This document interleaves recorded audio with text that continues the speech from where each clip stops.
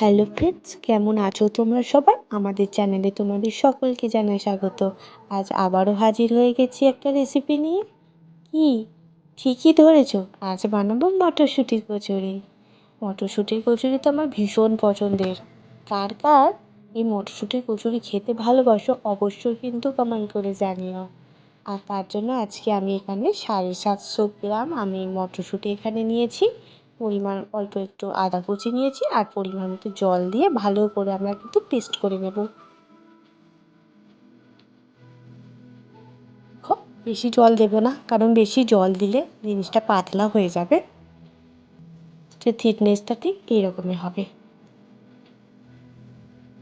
এরপরে কড়াইয়ে শুকনো লঙ্কা, গোটা গোলমরিচ এবং গোটা জিরে আমরা কড়াই দিয়ে আমরা হালকা আঁচে ভেজে নেব।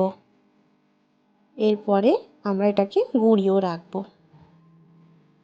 এরপরে কড়াই সর্ষের তেল দিয়ে ভালো করে গরম হয়ে গেলে নাড়াচাড়া করে আমরা এখানে কালো জিরে দেব। এরপরে যে পেস্টটা বানিয়েছিলাম কড়াই, সেটা আমি এবারে কড়াইতে দিয়ে দেব। দিয়ে ভালো করে আমরা নাড়াচাড়া করে নেব। দেখো, মিডিয়াম আঁচে আমরা করবো। এখানে এরপরে আমরা কিন্তু 2 চামচ চিনি অ্যাড করেছি। বেশি দেবো না চিনি, এখানে আমি 2 চামচই ব্যবহার করেছি। বন্ধুরা, তোমরা যদি একটু বেশি মিষ্টি খেতে চাও তাহলে আরও তোমরা চিনিটা অ্যাড করতে পারো। আর এখানে যে আগে থেকে যে ভেজে রেখেছিলাম মশলাটা, সেটা আমরা কিন্তু এবারে দিয়ে দিলাম। এরপরে আগে থেকে নিয়ে আটা মাখা ছিল, একে একে এবার আমরা পুর দিয়ে দেবো।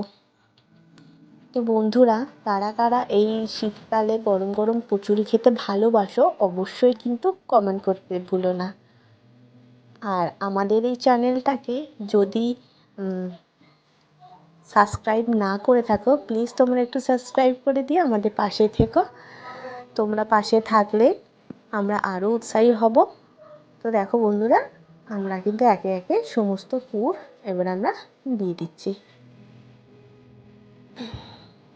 শীতকালে গরম গরম কচুরি তো আমার ভীষণ পছন্দের, সেটা যদি আবার হয় মায়ের হাতে, সেটা তো অতুলনীয়, তাই না বন্ধুরা? দেখো, সমস্তটাই কিন্তু আমাদের দেওয়া হয়ে গেছে। এবার আমি বেলে নেব। যদিও বা আমি খুব একটা ভালো বেলতে পারি না, চেষ্টা করেছি। এরপরে আমরা কড়াইয়ে সাদা তেল দিয়ে একে একে করে ছেড়ে দেব। দেখো বন্ধুরা, কী সুন্দর ফুলেছে না? তো আমাদের এই ভিডিওটা কেমন হয়েছে অবশ্যই কিন্তু কমেন্ট করে জানিও। আর প্লিজ প্লিজ প্লিজ একটু শেয়ার করে দিও, কমেন্ট করে দিও এবং আমাদের চ্যানেলটাকে একটু সাবস্ক্রাইব করে দিও।